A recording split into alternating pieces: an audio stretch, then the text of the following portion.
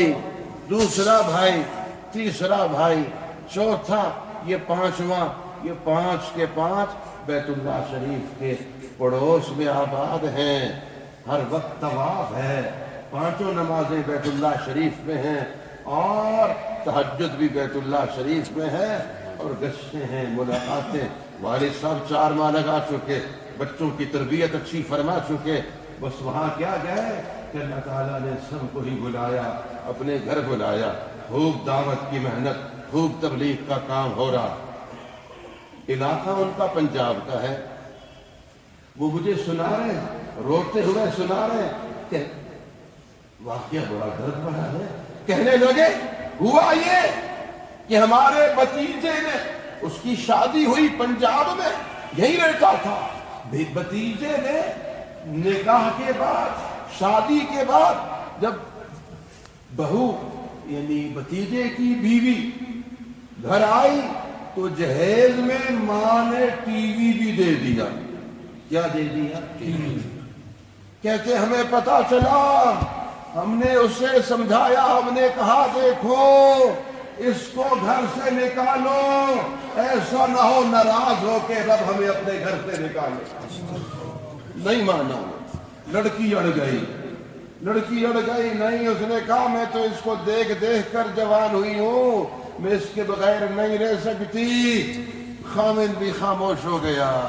کہتے ہیں انہوں نے نہیں نکالا گھر سے، حالات یہ بنے، ان کے ہوٹل، فنادق، 9 فندق تو میں نے دیکھے، وہ بڑے بڑے فندق، 9 کے 9 کے وہ مالک، دائیں بائیں فضا میں، اور حجاج کی خدمت، کوئی کاروبار نہیں، ریال نہیں، کوئی ڈالر نہیں، خدمت، مفت ٹھہرانا، مفت رکھنا، مفت ان کا اکرام، واہ ماشاءاللہ، اکرام ہی اکرام۔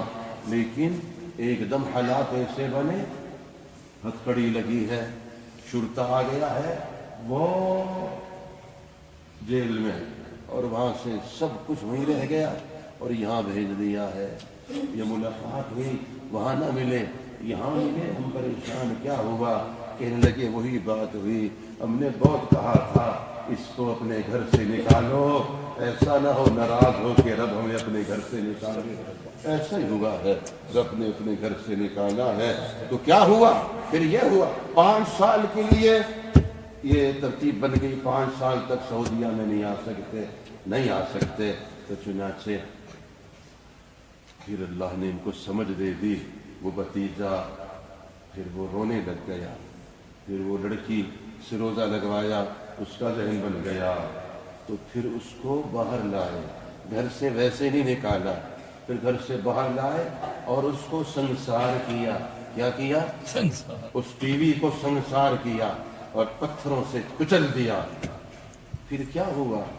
پھر یہ ہوا، اب پھر بار بار پھر ملاقاتیں ہو رہی ہیں، اللہ نے پھر ان کو بلایا، پھر بلایا، ایسا بلایا کہ پھر بھتیجے بھتیجیاں، بھانجے بھانجیاں، لگتا ہے اب یہاں عزیزوں میں کوئی نہیں رہا، سب کھچے چلے جا رہے ہیں، اور سب کو پھر رب نے اپنے گھر کے دامن میں وہاں آباد کرا دیا ہے۔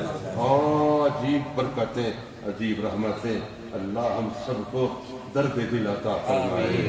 یاد رکھیے یہ گھر کس نے دیے؟ اللہ نے۔ یہ زمین بھی ان کی ہے، یہ چھت بھی، یہ سب کچھ انہی کا ہے۔ آج عزم ارادہ کرتے ہیں اپنے گھر کی 4 دیواری میں اور اس زمین پہ اللہ کو ناراض نہیں کریں گے، سجدے تو کریں گے، عبادت تو کریں گے، تلاوت تو کریں گے، در و دیوار گونجیں گی، اور جس دن انتقال ہو، اللہ کرے گھر سے رونے کی آواز آئے تو پتہ چلے کہ یہ جگہ رو رہی ہے۔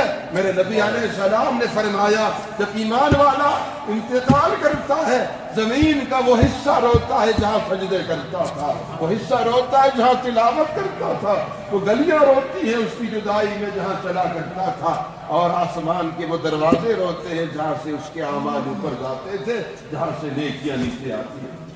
یہ فضا بنائیں گے انشاءاللہ۔ اپنے گھروں میں جھاڑو دینا ہے اور ہر زائد چیز، بیکار چیز کو باہر نکالنا ہے۔ اللہ تعالیٰ توفیق عطا فرمائے، سب کی حاضری قبول فرمائے۔ کچھ نہیں جو بات میں